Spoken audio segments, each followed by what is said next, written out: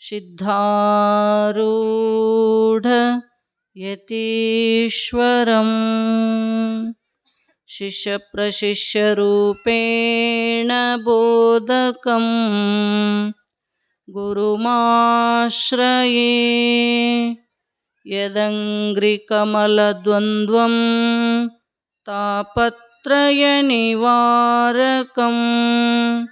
ಶಾಂತೇಕಪದದಂ ದೇವಂ ಸಿದ್ಧಾರೂಢಮಹಂ ಭಜೆ. ಸರ್ವಮಂಗಲಮಾಂಗಲ್ಯೆ ಶಿವೆ ಸರ್ವಾರ್ಥಸಾಧಿಕೆ ಶರಣ್ಯೆ ತ್ರ್ಯಂಬಕೆ ಗೌರಿ ನಾರಾಯಣಿ ನಮೋಸ್ತುತೆ ನಾರಾಯಣಿ ನಮೋಸ್ತುತೆ. ಪರಮ ಪೂಜ್ಯ ಪ್ರಾತಸ್ಮರಣೀಯ ಅದ್ವೈತ ಸಾರ್ವಭೌಮ ಚಕ್ರವರ್ತಿಗಳು, ಪರಶಿವನ ಪರಾವತಾರಿಗಳು, ಭಕ್ತ ಕಾಮಕಲ್ಪದ್ರೂಮರೆನಿಸಿದ ಜಾತ್ಯತೀತ ಜಗದ್ಗುರು ಶ್ರೀ ಸಿದ್ಧಾರೂಢರನ್ನು ಎನ್ನರುತ್ಪದ್ಮದಲ್ಲಿ ಸ್ಥಾಪಿಸಿಕೊಂಡು ತತ್ಸ್ವರೂಪರೆಯಾಗಿರುವ ಈ ಕಾರ್ಯಕ್ರಮಕ್ಕೆ ಕಾರಣೀಕರ್ತನಾಗಿರುವ ಮಲ್ಲಿಕಾರ್ಜುನನ ಪವಿತ್ರ ಅಡಿದಾವರೆಗಳನ್ನು ಮನಮಂದಿರದಲ್ಲಿ ಧ್ಯಾನಿಸಿಕೊಂಡು ತತ್ಸನ್ನಿಧಾನದಲ್ಲಿ ಸ್ಥಾಪನೆಗೊಳ್ಳಲಿರುವ ಜಗಜ್ಜನನಿ ಆದಿಶಕ್ತಿ ಭ್ರಮರಾಂಬೆಯ ಪವಿತ್ರ ಅಡಿದಾವರೆಗಳನ್ನು ಮನಮಂದಿರದಲ್ಲಿ ಧ್ಯಾನಿಸಿಕೊಂಡು ತತ್ಸ್ವರೂಪರು, ಲೋಕ ಕಲ್ಯಾಣ ಹಿತಚಿಂತಕರು, ಅನಂತ ಕಲ್ಯಾಣ ಗುಣಗಣ ಸಮನ್ವಿತ ಪರಮ ಪೂಜ್ಯ ಪ್ರಾತಸ್ಮರಣೀಯ ಶ್ರೀ ಶ್ರೋತ್ರಿಯ ಬ್ರಹ್ಮನಿಷ್ಠ ಸದ್ಗುರು ತಂದೆಯ ಪವಿತ್ರ ಅಡಿದಾವರೆಗಳಲ್ಲಿ ಅನಂತ ಕೋಟಿ ಭಕ್ತಿಪೂರ್ವಕ ಶಿರಸಾಷ್ಟಾಂಗ ಪ್ರಣಾಮಗಳನ್ನು ಸಮರ್ಪಿಸುತ್ತಾ ತತ್ಸ್ವರೂಪರು, ಅಕ್ಕನ ಪರಾವತಾರಿಗಳು, ಮುಮುಕ್ಷುಗಳ ಮಹಾಮಾತೆ, ಎನ್ನಾತ್ಮ ಕಲ್ಯಾಣ ಕರ್ತೃಗಳಾದ ಪರಮ ಪೂಜ್ಯ ಪ್ರಾತಸ್ಮರಣೀಯ ಶ್ರೀ ಶ್ರೋತ್ರಿಯ ಬ್ರಹ್ಮನಿಷ್ಠ ಸದ್ಗುರು ಮಾತೋಶ್ರೀಯವರ ಪಾವನ ಪಾದಾರವಿಂದಕ್ಕೂ ಅನಂತ ಕೋಟಿ ಭಕ್ತಿಪೂರ್ವಕ ಶಿರಸಾಷ್ಟಾಂಗ ಪ್ರಣಾಮಗಳನ್ನು ಸಮರ್ಪಿಸುತ್ತಾ ಸಂಗೀತ ಕಲಾ ಬಳಗಕ್ಕೂ ಅನಂತ ಭಕ್ತಿ ನಮನಗಳನ್ನು ಆಚರಿಸಿ ಸತ್ಸಂಗ ಸಮ್ಮೇಳನದಲ್ಲಿ ಭಾಗಿಗಳಾಗಿ ಸದ್ಗುರು ಸತ್ಶಾಸ್ತ್ರಗಳ ದ್ವಾರ ಮನುಷ್ಯ ಜನ್ಮವನ್ನು ಸಾರ್ಥಕಗೊಳಿಸಿಕೊಳ್ಳಬೇಕೆಂಬ ಸದುದ್ದೇಶದಿಂದ ಆಗಮಿಸಿರುವ ಎನ್ನ ಆತ್ಮೀಯ ಶರಣು ತಂದೆ ತಾಯಿಗಳೇ, ಮುದ್ದು ಮಕ್ಕಳೇ, ನಿಮ್ಮೆಲ್ಲರಿಗೂ ಶರಣು ಶರಣಾರ್ಥಿಗಳು. ಸುಕ್ಷೇತ್ರ ಹಿರೇಬೇವನೂರು ಗ್ರಾಮದಲ್ಲಿ ಭಗವಂತನ ಅಪಾರ ಕೃಪೆಯಿಂದ ನಡೆದುಕೊಂಡು ಬರಲಿರುವ ಈ ಸತ್ಸಂಗ ಕಾರ್ಯಕ್ರಮ 6ನೇ ವರ್ಷದಲ್ಲಿ ಪಾದಾರ್ಪಣೆಯನ್ನು ಮಾಡಿ ಪ್ರತಿನಿತ್ಯವೂ ಒಂದೊಂದು ವಿಷಯಗಳ ಬಗ್ಗೆ ಚಿಂತನೆಯನ್ನು ಮಾಡ್ತಾ ಮಹಾತ್ಮರ ಅನುಭಾವವನ್ನು ನಮ್ಮೆಲ್ಲರಿಗೂ ಕೂಡ ಗ್ರಂಥ ರೂಪದಲ್ಲಿ ಬರೆದಿಟ್ಟು ಜೀವನಾಗಿರ್ತಕ್ಕಂಥವನು ಆಗಿತ್ತು ಅಂತ ಕೇಳಿದ್ರೆ ಮನಸ್ಸಿನಲ್ಲಿರ್ತಕ್ಕಂಥ, ವಾಣಿಯಲ್ಲಿರ್ತಕ್ಕಂಥ, ಶರೀರದಲ್ಲಿರ್ತಕ್ಕಂಥ ಸರ್ವ ದೋಷಗಳನ್ನು ಕಳ್ಕೊಳ್ಳಲಿಕ್ಕೆ ಉಪಾಯಗಳನ್ನು ಮಹಾತ್ಮರು ತಿಳಿಸ್ತಾ ಇದ್ದಾರೆ. ನಾವು ನಿನ್ನಿನ ದಿವಸ ಕೇಳ್ತಾ ಬಂದಿದ್ವಿ, ಭಗವಂತನ ಪ್ರಾಪ್ತಿಗಾಗಿ 3 ಸಾಧನೆಗಳನ್ನು ನಮ್ಮೆಲ್ಲರಿಗೂ ಕೊಟ್ಟು ಕಳಿಸಿದಾನ ಪರಮಾತ್ಮ. ಅವು ಯಾವುವು ಅಂತ ಕೇಳಿದ್ರೆ, ಒಂದು ಶರೀರ, ಒಂದು ವಾಣಿ, ಒಂದು ಮನಸ್ಸು. ಈ 3ರಿಂದ ಪರಮಾತ್ಮನನ್ನೇ ಭಜಿಸು, ಪರಮಾತ್ಮನನ್ನೇ ಪ್ರಾರ್ಥಿಸು, ಅರ್ಚಿಸು ಅಂತ ಪರಮಾತ್ಮ ನಮ್ಮೆಲ್ಲರಿಗೂ ಕೊಟ್ಟ. ಆದ್ರೆ ಜೀವ ಏನು ಮಾಡಿದ ಅಂದ್ರೆ ಅವೆಲ್ಲವನ್ನ ಸಂಸಾರಕ್ಕಾಗಿ ಬಳಸ್ಕೊಳಕತ್ತಾನ, ಸಂಸಾರಕ್ಕಾಗಿ ಉಪಯೋಗ ಮಾಡ್ಕೊಳಕತ್ತಾನಂತ ತಿಳ್ಕೊಂಡನೆ ಮಹಾತ್ಮರು ನಮ್ಮೆಲ್ಲರಿಗೂ ಕೂಡ ಎಚ್ಚರ ಮಾಡ್ತಾ ಇದ್ದಾರಪ್ಪ.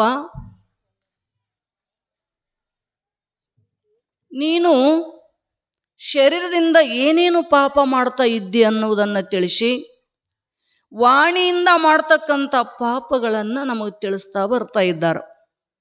ಅವು ಎಷ್ಟದವ್ರಿ ಅಂತ ಕೇಳಿದ್ರೆ 4 ಅದಾವು ಅಂದ್ರೆ ಅವರು ಶರೀರದಿಂದ 4 ಪಾಪ ಮಾಡ್ತಿ, ವಾಣಿಯಿಂದನೂ ಕೂಡ 4 ಪಾಪಗಳನ್ನು ಮಾಡ್ತಿ, ಮನಸ್ಸಿನಿಂದನೂ ಕೂಡ 4 ಪಾಪಗಳನ್ನು ಮಾಡ್ತಿ ಅಂತ ತಿಳ್ಕೊಂಡು ವಾಣಿಯ ಪಾಪದೊಳಗೆ ನಾವು ನಿನ್ನೆ ಚಿಂತನೆ ಮಾಡಿದ್ದೀವಿ, ನಿಮ್ಮೆಲ್ಲರಿಗೂ ಗೊತ್ತದ.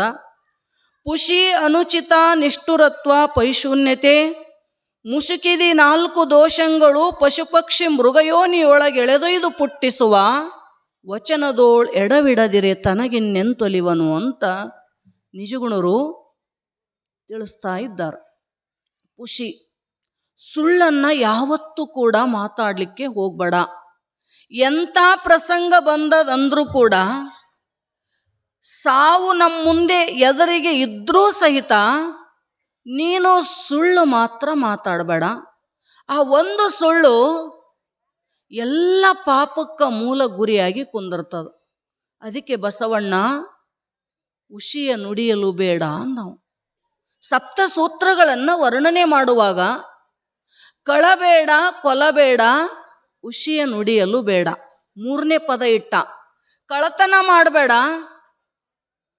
ಕೊಲ್ಲಕ್ಕೆ ಹೋಗಬೇಡ, ಸುಳ್ಳು ಹೇಳಬೇಡ ಅಂತ ಹೇಳ್ತಾನ ಮಹಾತ್ಮ. ಸುಳ್ಳಿನಿಂದ ಯಾರು ಕೂಡ ಜಗತ್ತಿನೊಳಗೆ ಮುಂದಾಗಿಲ್ಲಪ್ಪ.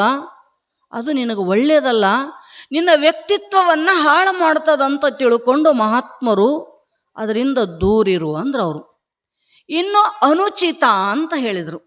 ಉಚಿತವಲ್ಲದ ಮಾತುಗಳನ್ನು ಆಡಲಿಕ್ಕೆ ಪ್ರಯತ್ನ ಮಾಡು, ಯೋಗ್ಯವಲ್ಲ ಇರ್ತಕ್ಕಂಥ ಮಾತುಗಳನ್ನಾಡು, ಅಯೋಗ್ಯ ಮಾತುಗಳನ್ನು ಆಡಲಿಕ್ಕೆ ಹೋಗಬೇಡ. ಯಾವ ಪ್ರಸಂಗದೊಳಗೆ ಏನು ಮಾತಾಡ್ಬೇಕಂತಕ್ಕಂಥ ಜ್ಞಾನ ಇರಬೇಕಂತಾರೆ ಅವರು. ಬಹಳ ಮಂದಿಗೆ ಯಾವ ಟೈಮ್ನಾಗ ಏನು ಮಾತಾಡ್ಬೇಕನ್ನೋ ಬುದ್ಧಿನೇ ಇರಂಗಿಲ್ಲ.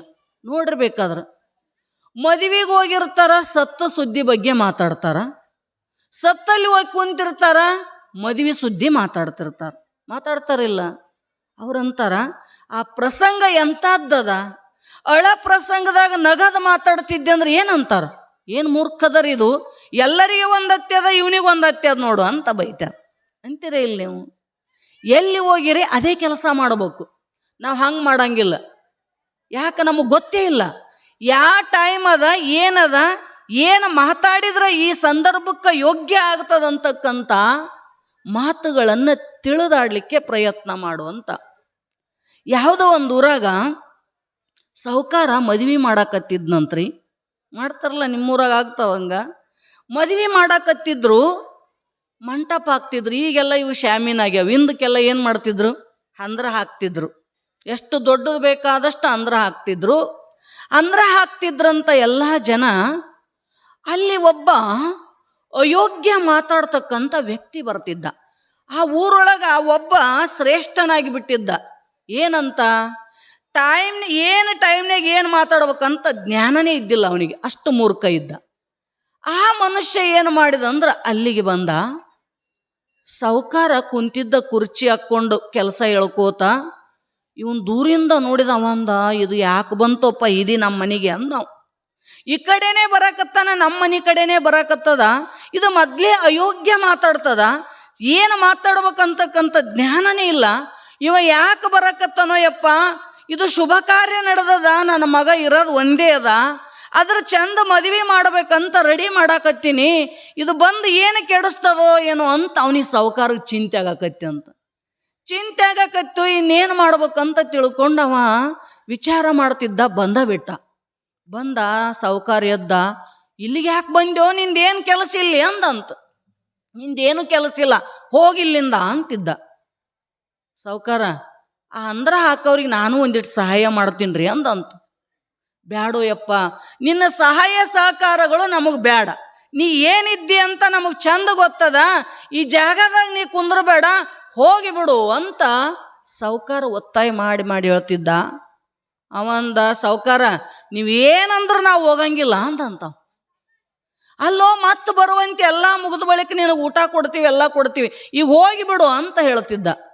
ನಾವು ಹೋಗಂಗಿಲ್ಲ ನೋಡ್ರಿ ಅಂದವು. ನಾವು ಹೋಗಂಗಿಲ್ಲ, ನನಗೆ ಪಿಂಡದಷ್ಟು ಅನ್ನ ಕೊಡ್ರಿ, ನಾಯಿ ತಿಂದಂಗೆ ತಿಂತೀನಿ, ಹೆಣ ಬಿದ್ದಂಗೆ ಬೀಳ್ತೀನಿ, ಯಾರು ಒಯ್ಕೊಂಡ್ರು ಎದ್ದೇಳಂಗ ಇಲ್ಲ ಅಂದ್ಬಿಟ್ಟ. ಏನು ಮಾಡ್ತೀರಿ? ಪಿಂಡದ ಅನ್ನ ಎಲ್ಲಿಡ್ತಾರೆ ಗೊತ್ತದ ಇಲ್ಲಿ ನಿಮಗೆ? ಹೆಣ ಅಂದ್ರೆ ಏನದು? ಅಶುಭ ಸಂಕೇತಗಳವೆಲ್ಲ. ಪಿಂಡದ ಅನ್ನ, ಹೆಣ ಇವು ಎಲ್ಲ ಒಯ್ಕೊಳ್ಳೋದು ಎಲ್ಲಿ ಒಯ್ಕೋತಾರ?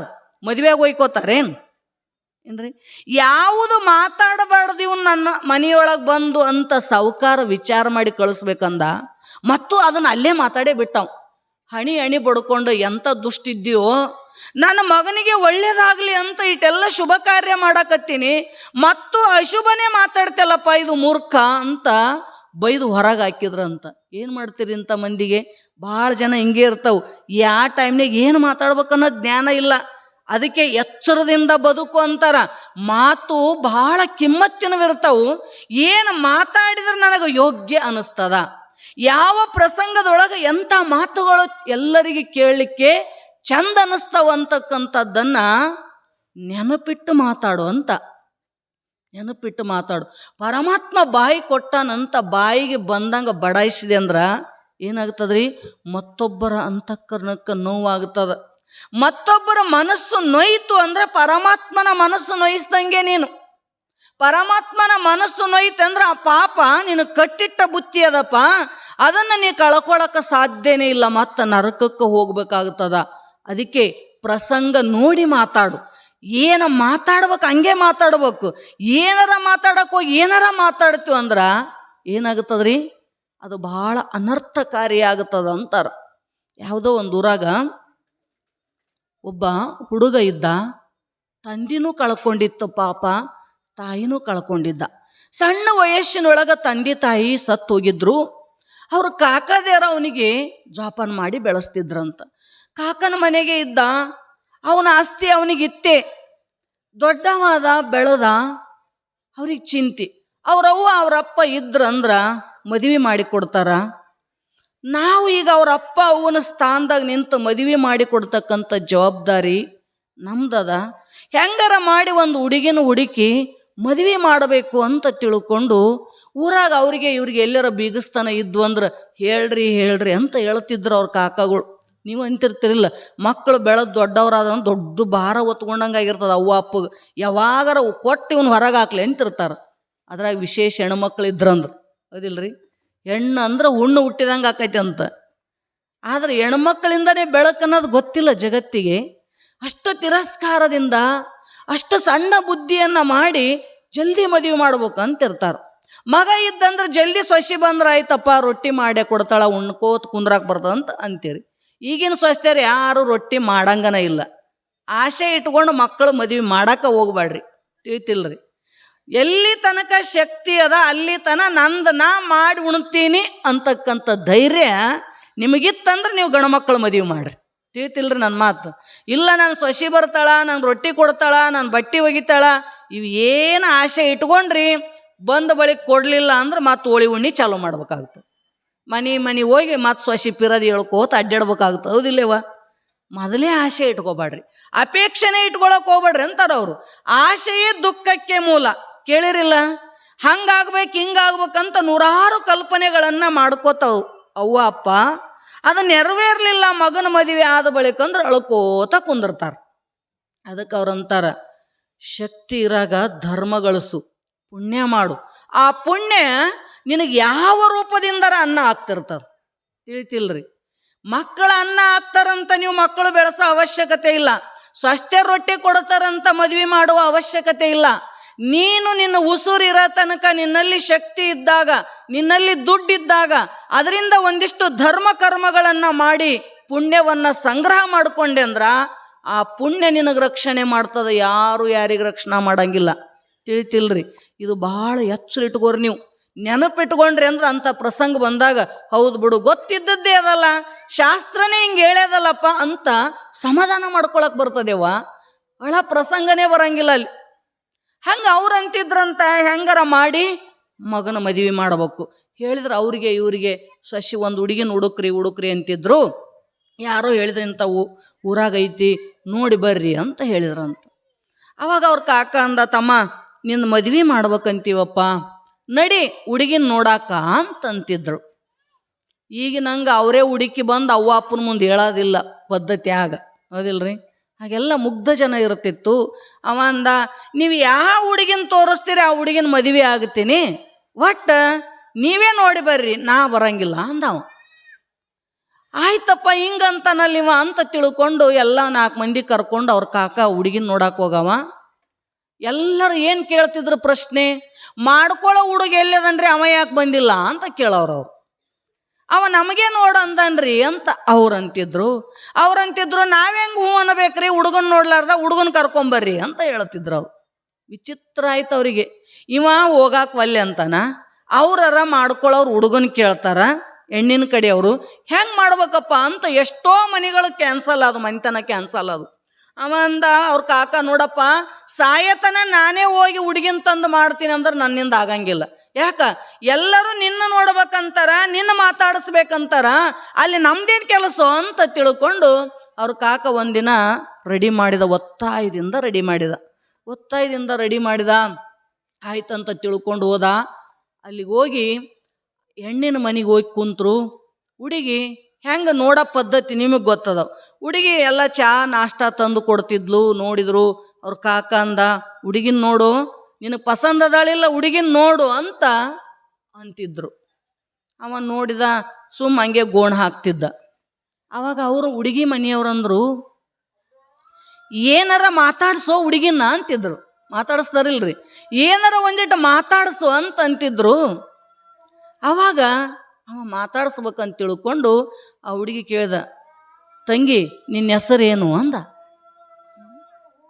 ಅಕ್ಕಿ ಅಂದ್ಲು, ತನ್ನ ಹೆಸರು ಹೇಳಿದ್ಲು ಆಕೆ. ತಂಗಿ ಎಷ್ಟು ಸಾಲಿ ಕಲ್ತೀಯವ ಅಂದ. ನಾನು 2nd ಇಯರ್ ತನಕ ಕಲ್ತೀನಿ ಅಂದ್ಲು.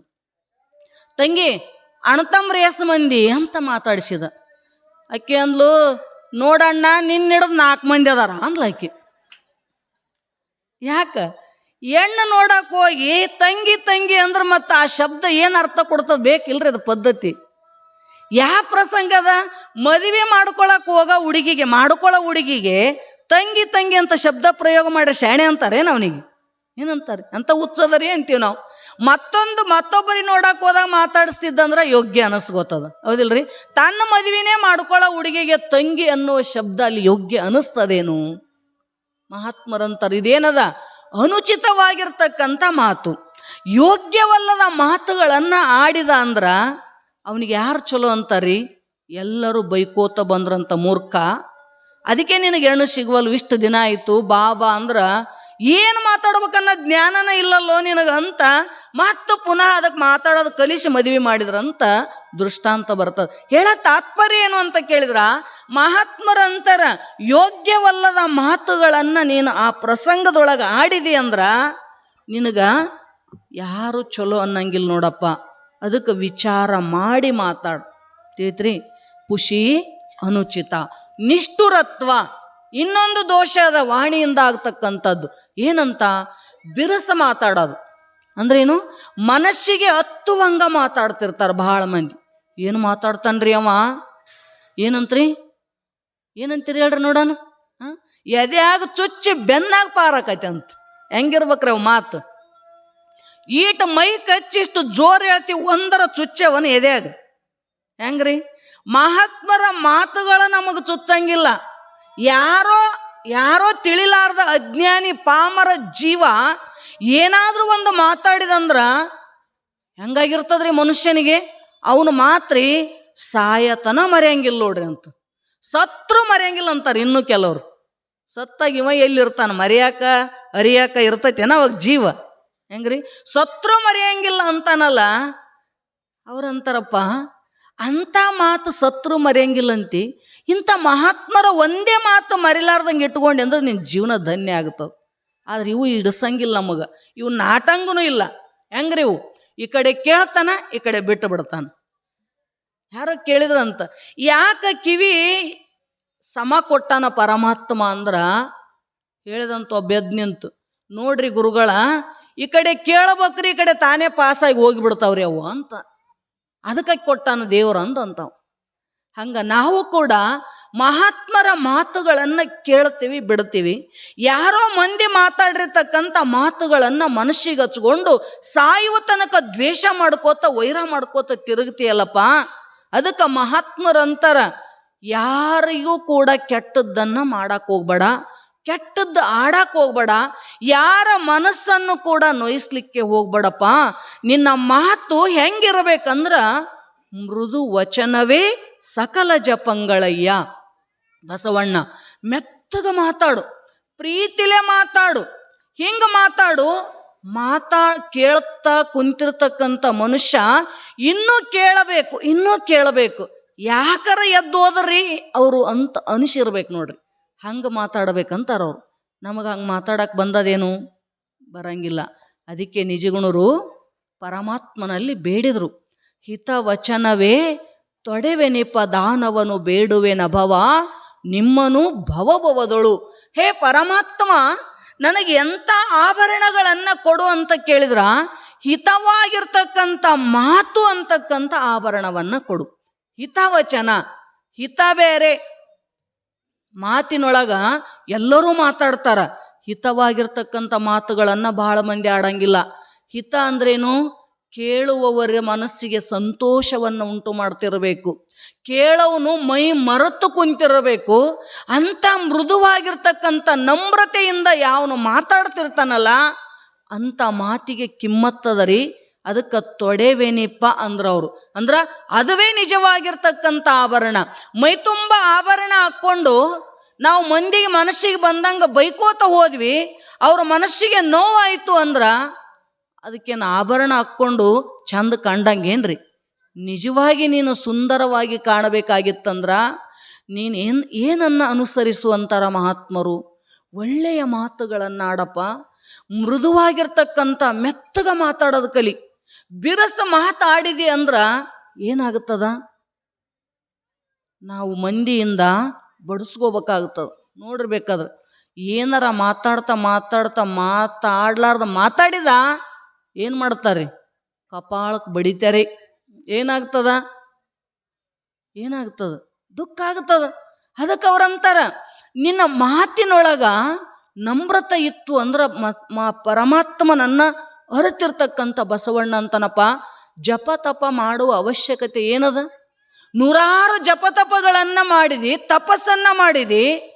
ಆದ್ರೆ ಎದುರಿಗೆ ಬಂದ ಮನುಷ್ಯನಿಗೆ ನೋವಾಗುವಂಗ ಮಾತಾಡ್ತಿದ್ದಂದ್ರ ಆ ಜಪಕ್ಕೆ ಏನು ಅರ್ಥದ? ಆ ತಪಸ್ಸಿಗೆ ಏನು ಅರ್ಥದ? ಏನೂ ಅರ್ಥ ಇಲ್ಲ. ಆ ತಪಸ್ಸಿಗೆ ಫಲನೇ ಸಿಗಲಿಲ್ಲ ಅಂತಾರ ಮಹಾತ್ಮರು. ನೀ ಮಾಡಿರ್ತಕ್ಕಂಥ ತಪಸ್ಸು, ನೀ ಮಾಡಿರ್ತಕ್ಕಂಥ ಜಪ ಸಾರ್ಥಕತೆಯನ್ನು ಪಡಿಬೇಕಾಗಿತ್ತು ಅಂದ್ರ ಮೆತ್ತಗೆ ಮಾತಾಡೋದು ಕಲ್ಕೋ. ಅದಕ್ಕೆ ಮಿತ ಭಾಷೆ ಅಂತಾರ. ಮಿತ ಬುಕ್ಕು, ಹಿತ ಬುಕ್ಕು, ಋತ ಬುಕ್ಕು ಶಾಸ್ತ್ರಗಳು ಹೇಳ್ತಾವು. ಮಿತವಾದ ಭಾಷಣ, ಮಿತವಾಗಿರ್ತಕ್ಕಂಥ ಊಟ, ಋತುಗಳನ್ನು ನೋಡಿ ಊಟ ಮಾಡ್ತಿದ್ದಂದ್ರ ಮನುಷ್ಯನಿಗೆ ರೋಗ ಬರಂಗಿಲ್ಲ ಅಂತ. ಋತುಕ್ಕನುಸಾರವಾಗಿ, ಕಾಲಕ್ಕನುಸಾರವಾಗಿ ಊಟ ಮಾಡಿದಂದ್ರ ಅವನಿಗೆ ರೋಗ ಬರಂಗಿಲ್ಲ. ಮಿತವಾಗಿ ಮಾತಾಡಿದಂದ್ರ ಅವನ ಜೀವನದೊಳಗೆ ದುಃಖನೇ ಬರಂಗಿಲ್ಲ ಅಂದ್ರ ಅವರು. ಅದಕ್ಕೆ ಬಿರುಸು ಮಾತಾಡಬೇಡ ಅಂತ ಹೇಳಿದರು. ಇದು ವಾಣಿಯಿಂದ ಆಗತಕ್ಕಂಥ ದೋಷ. ಇನ್ನೂ ಒಂದು ದೋಷ ಹೇಳಕತ್ತಿದ್ರು ಕೊನೆದು. ಏನಂತ? ಪೈಶೂನ್ಯತೆ ಅಂದ್ರ ಅವರು. ಪೈಶೂನ್ಯತೆ ಅಂದ್ರ ಚಾಡಿ ಹೇಳೋದು, ನಿಂದ ಮಾಡೋದು. ಇದಕ್ಕೇನಂತ ಕರೀತು ಶಾಸ್ತ್ರ? ಪೈಶೂನ್ಯತೆ ಅಂತ ಕರೀತು ನೋಡ್ರಿ. ಯಾರನ್ನ ಒಟ್ಟ ನಿಂದ ಮಾಡ್ಲಾರ್ದವ್ರು ಇದ್ದೀವಿ ಅನ್ನೋರು ಅದಿರೇನು ಹೇಳ್ರಿ ನೋಡೋಣ.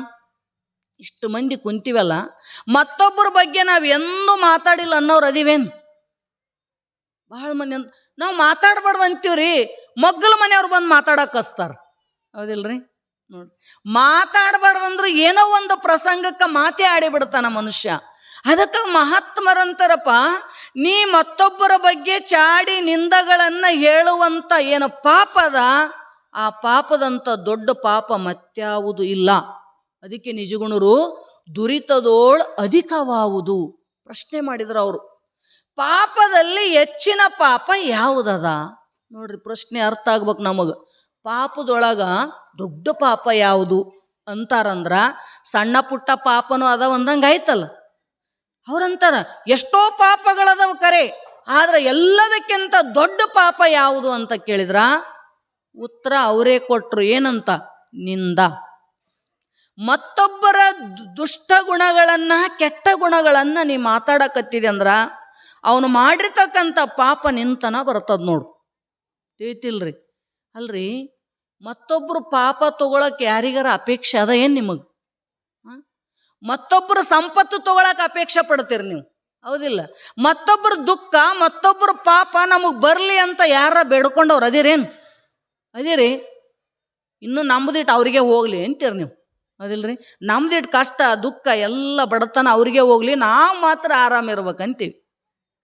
ಎಲ್ಲರ ಕಷ್ಟ ದುಃಖಗಳು ನನಗೆ ಇರಲಿ ಅಂತಕ್ಕಂಥ ಒಬ್ಬ ಮಹಾತ್ಮ ಅದನ್ನ ನೋಡ್ರಿ, ಒಬ್ಬ ಸಂತ ಅದನ, ಜ್ಞಾನಿ ಅದನ. ಏನಂತಾನ?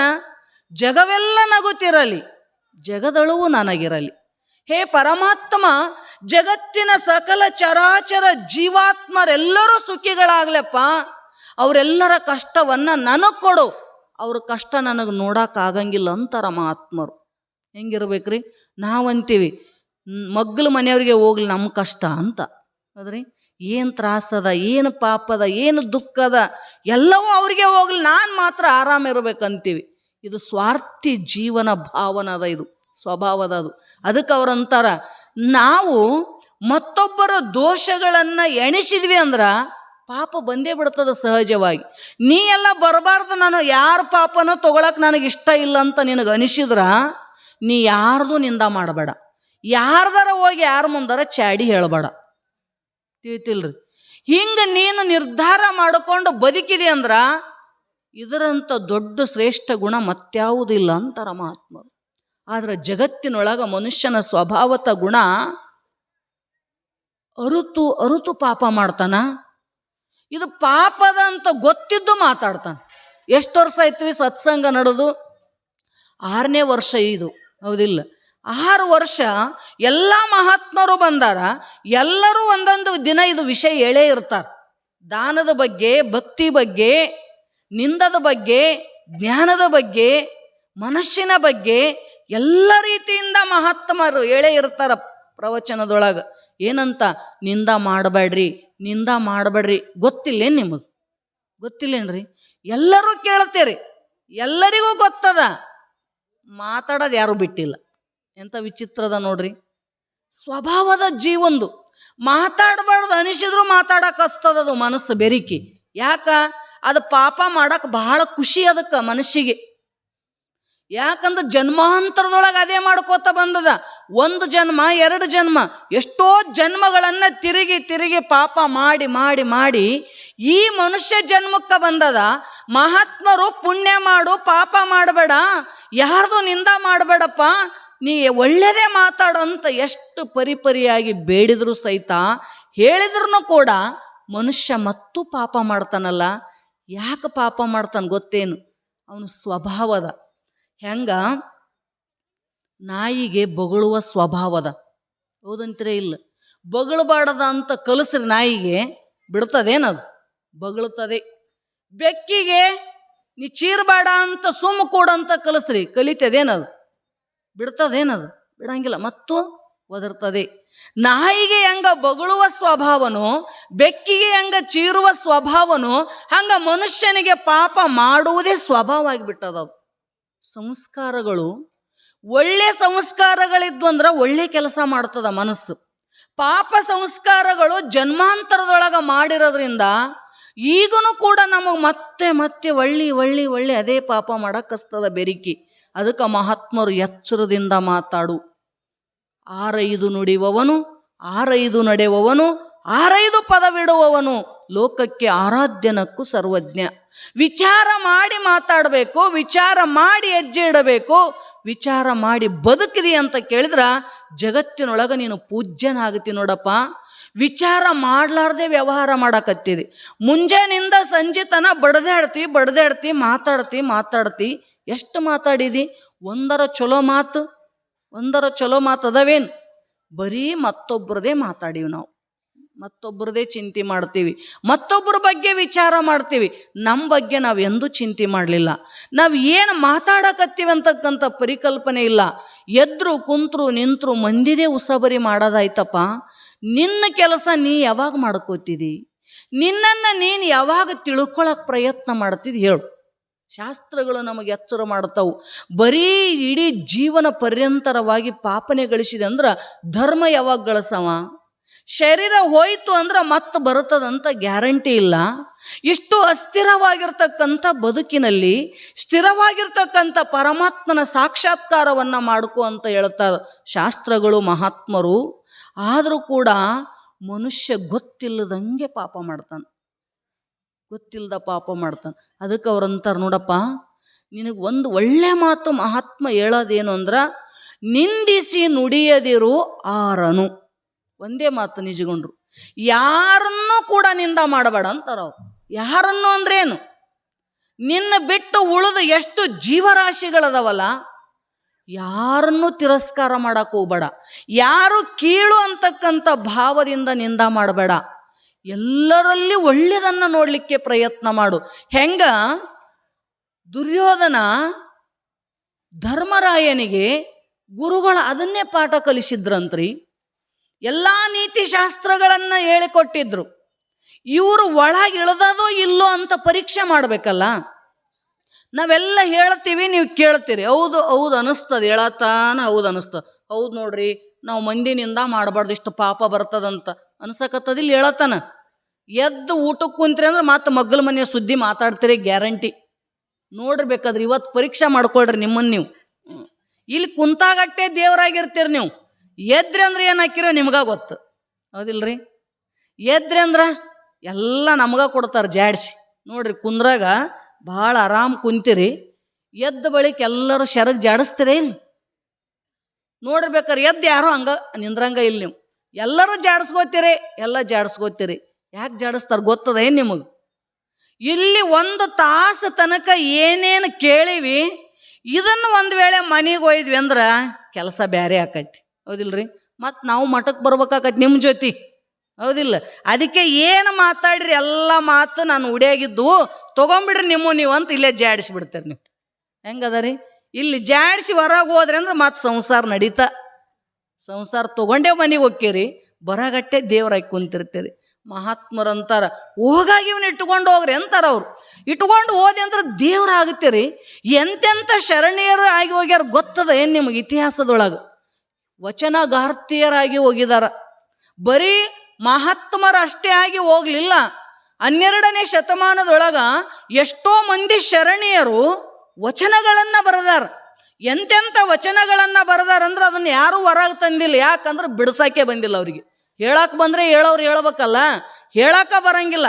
ಅಂಥ ಜ್ಞಾನದ ಉನ್ನತವಾಗಿರ್ತಕ್ಕಂಥ ವಚನಗಳನ್ನು ನಿಮ್ಮಂಥ ಸಾಮಾನ್ಯ ಗೃಹಸ್ಥ ಹೆಣ್ಮಕ್ಳು ಬರೆದಾರ. ನಿಮ್ಗೆ ಆ ತಾಕತ್ತಿಲ್ಲೇನು? ಅದ ನೀವು ಮಾಡಂಗಿಲ್ಲ ಅಷ್ಟೇ. ನಮಗೆ ಆಗಂಗಿಲ್ರಿ, ನಾವು ಅಂಥದ್ದು ಮಾಡಕ್ಕೆ ಬಂದವ್ರಲ್ರಿ, ನೀವೇ ಬಂದಿರಿ ನೀವೇ ಮಾಡ್ಕೊರಿ ಅಂತ ಹೇಳ್ಬಿಡ್ತೀರಿ ನೀವು, ಹೌದಿಲ್ಲ? ಶಾಸ್ತ್ರ ಹೇಳ್ತದೆ ಎಲ್ಲರೂ ಅದಕ್ಕಾಗಿ ಬಂದವ್ರೆ. 12ನೇ ಶತಮಾನದಾಗ ಬಸವಣ್ಣನ ಸನ್ನಿಧಾನದೊಳಗೆ ಎಲ್ಲ ಮಹಾತ್ಮರು, ಎಲ್ಲ ಶರಣರು, ನೀವು ಹೆಂಗೆ ಕುಂತೀರಿ ನೀವೆಲ್ಲ ಶರಣರೇ. ಹೀಗೆ ಅವರು ಕೂಡ ದಿನನಿತ್ಯ ಇಡೀ ದಿನ ಎಲ್ಲ ದುಡಿದು ಬರ್ತಿದ್ರು ಅವರು. ನೀವು ದುಡಿದು ಬಂದಿರಲಿ, ಮುಂಜಾನಿಂದ ಸಾಯಂಕಾಲ ತನಕ ಎಷ್ಟೆಲ್ಲ ಕೆಲಸ ಮಾಡಿ ದುಡಿದು ಬಂದಿರಿ. ಅವರು ದಿನನಿತ್ಯ ತಮ್ಮ ಕಾಯಕವನ್ನು ಮಾಡ್ಯಾರ. ಅವ್ರು ಹೆಂಗೆ ಮಾಡ್ಯಾರ? ಅವರು ಕಾಯಕ ಅಂದ್ರ ಸತ್ಯನಿಷ್ಠೆಯಿಂದ ಮಾಡ್ಯಾರ. ಹೆಂಗೆ ದುಡಿಬೇಕು? ಮನಸಾರೆ ದುಡಿ.